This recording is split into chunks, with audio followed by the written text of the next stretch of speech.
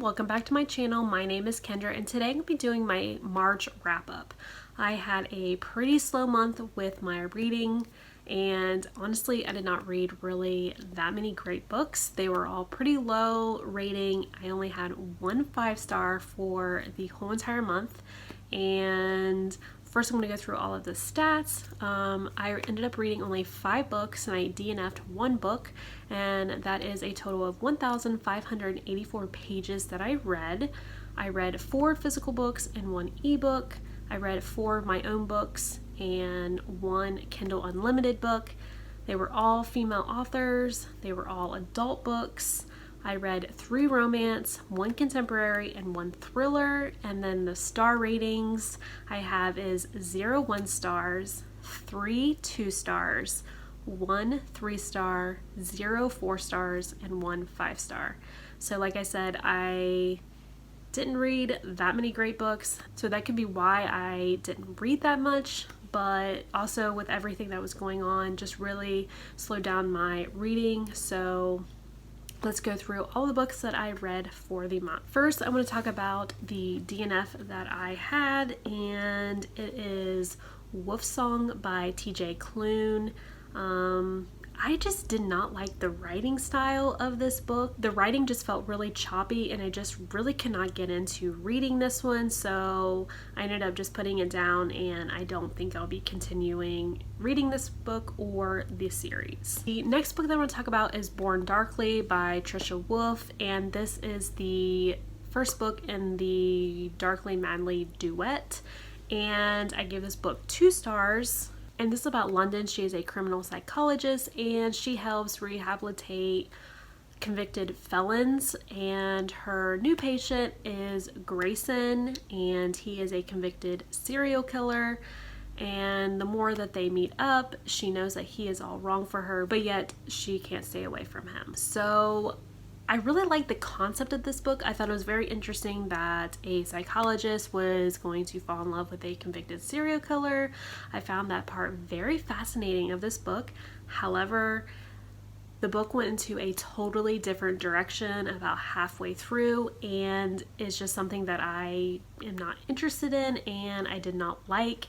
So, however, I ended up hating this book because of the way this book went, and it's kind of a bummer because this book had really rave reviews and a lot of people said they liked it. However, I did not like how it ended up, and I'm thinking maybe dark romances really aren't for me. So however, I just did not care for this book. The next book I'm going to talk about is Mine Till Midnight by Lisa Kleypas, and this is the first book in the Hathaway series, and this was also our Book Talks After Dark book pick for March that I do with Shelby at Shelby Taggart Reads, and our guest host was Melissa at She Is an Open Book, and I gave this book 2 stars as well. However, I did not like this one, but this is about Amelia. She randomly meets Cam while she is looking for her brother.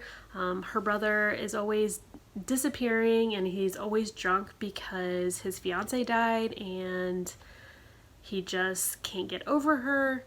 But after some time they end up moving into this other house and she randomly runs into Cam again, and it's basically their romance. I don't think that historical romances are for me because I did not like the writing style in this book at all.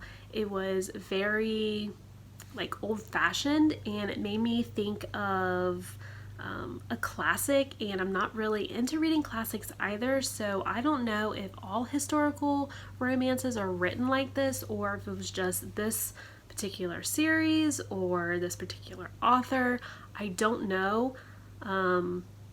So if they all are like that, I don't think historical romances are for me, so I don't know. I didn't like this, and I honestly really didn't like the story either, so yeah, I just didn't really like this one. The next book that I want to talk about is Such a Fun Age by Kylie Reed, and I also gave this book 2 stars, and this is about Emra. She is a African American and she is a part-time babysitter for a white wealthy family, and one evening the mother of the family that she babysits for called her to watch their 2-year-old daughter because there was an incident going on and she just didn't want her daughter to be around what was going on. So Imra takes the 2-year-old to the corner store, which is really close to their house, and while they're just shopping around, the security guard there accuses her of kidnapping the 2-year-old, and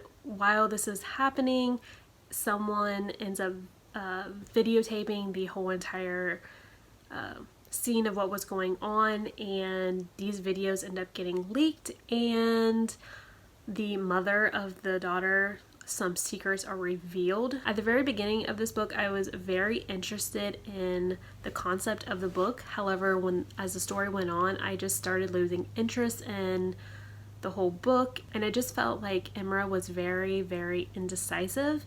And there was this part where they just kept talking about her losing her health insurance because she was at a certain age, that she would be dropped from her parents, and she needed to find a job that would offer health insurance. However, she was babysitting, so obviously she's not going to get health insurance for babysitting. She needed to find an actual job, and she really wasn't looking for a job. So she kept, I don't know, it just kept going on and on about health insurance, and I was like, why are we even talking about health insurance when the whole point of this book was about her babysitting and her getting accused of kidnapping a child, and that's really not what this book was about. And I just didn't understand how the whole health insurance thing was part of this book at all.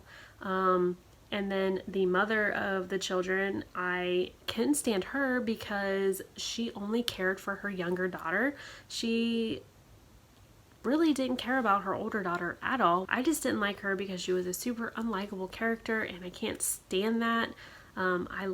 Like, some unlikable characters are okay, but she was just to the extreme. And also there's a romance in this book that is super bad. Like, the way that he would speak was so unrealistic in real life that I just couldn't get over it. But I don't know. I felt like this book had a really great potential, especially at the beginning. I really, really loved that, but it just felt flat, I guess. So, however, I was not a fan of this book, but the cover's really pretty, so I'll give it that. But yeah, I would pass on this book if I was you. The next book that I want to talk about is Emma in the Night by Wendy Walker, and I gave this book 3 stars. This is an adult thriller, and this is about 2 sisters, Emma and Cassandra. They end up disappearing, and 3 years later, Emma ends up coming back, and her family and the FBI are full of questions about what happened the night she disappeared and where her sister is. So I actually enjoyed this book. It was good. I really appreciated that the main character, Emma, when she came back, she didn't have amnesia, because sometimes it feels like when a character disappears and comes back, they always have amnesia and they can't remember anything that happened. So I really appreciated that about this book. So I like that, and I also like that this book was told in dual perspectives, and the other perspective you got was an FBI agent. I really like that.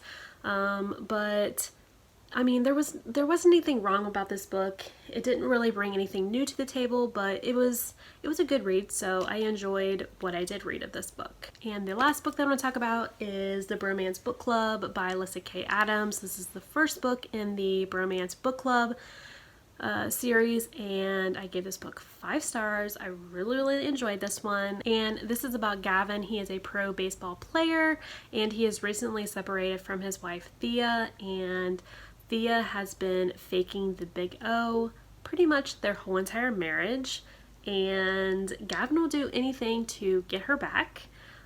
So he ends up joining this secret club with his friends, and it is a book club where they read romance novels. And in this book, they end up reading a historical romance, and it is just to help him with his sex life and his love life. And Gavin is super skeptical of this book club and about reading the romance book. However, he ends up applying it to his marriage. So I really enjoyed this book, like I said, and I just found it very unique. I've never read a book that is set around men reading books and specifically romance books, so I found that very interesting, and I really love that about this. I really love Gavin and all of his friends. I love how they were just helping him patch up his marriage and get them back on track again. And I was literally rooting for their marriage the whole entire book, and I just love books that are set around marriages and getting them back to where they were before. So like I said, really love this book. I'm really excited to read the second book in this series, so I highly recommend this book if you love rom-coms. So yeah, those are all the books that I ended up reading in March. Like I said, not that many, and they really weren't all that great besides the Bromance book club, but yeah, let me know in the comments if you read these books and what you thought of them. And if you're interested in reading any of these, let me know. And until then, I'll see you in my next video. Bye!